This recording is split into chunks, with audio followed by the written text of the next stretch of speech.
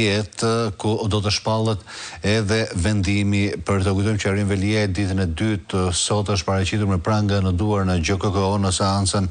ndaj tij. Për më shumë informacione kemi edhe kolegun Fadion Gjina. Fadion, përshëndes. Të përshëndes, ka përfunduar edhe sot seanca me shtyrje për kryetarin e Bashkisë së Tiranës Erion Velia dhe personat e tjerë që kishin ankimuar masat e sigurisë së caktuara në 12 shkurt nga gjykata e shkallës së parë për korrupsionin dhe krimin organizuar. Ka përfunduar me shtyrje për shkak se gjyqtari ka vendosur të tërhiqet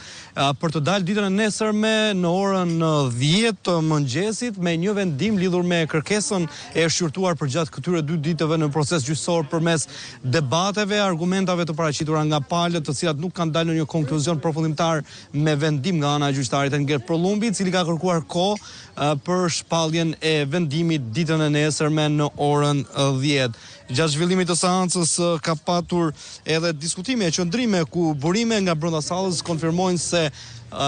SPAK ka kërkuar vijimin e masës së Erion Veliajt atë të arrestit në Burg, ndërkohë që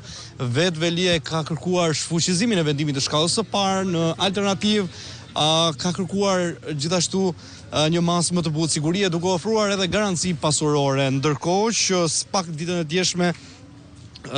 paraqiti prova të reja në përfundim të shqyrtimit gjyqësor. A ka indicie vetëm se çfarë janë të provat të reja të cilat ka paraqitur SPAK ditën e sotme? Përgjithsisht janë prova fizike, përgjime të realizuara në ambientet e paraburgimit ku Erion Velia ka takuar persona që e kanë vizituar, por edhe telefonata që ka kryer me familjarë dhe stafin e tij të ngushtë, duke orientuar se cili do të ishte qëndrimi që duhet mbanin media të caktuara në raport me çështjen ndaj tij. Një fakt të tillë ka pranuar edhe Erion Velia në sallën e gjyqit ditën e sotme, ku ka pretenduar se ka qenë i vetëdijshëm lidhur me pozicionin e tij dhe diçka të tillë do ta bënte edhe nëse do të ishte jashtë organeve të vuajtjes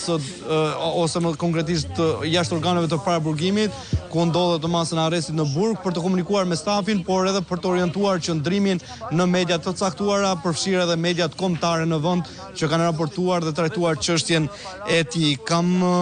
ditur normalisht, thot Veliaj, statusin tim dhe nën kupton vendin nga i cili ka kryer këto telefonata apo komunikime paraburgimi Durrësit, nuk mund të merren si provë materiale sepse janë biseda për çështje organizative dhe qëndrimesh, sikurse do bëja edhe jashtë me stafin dhe bashkëpunëtorët e mi. Ai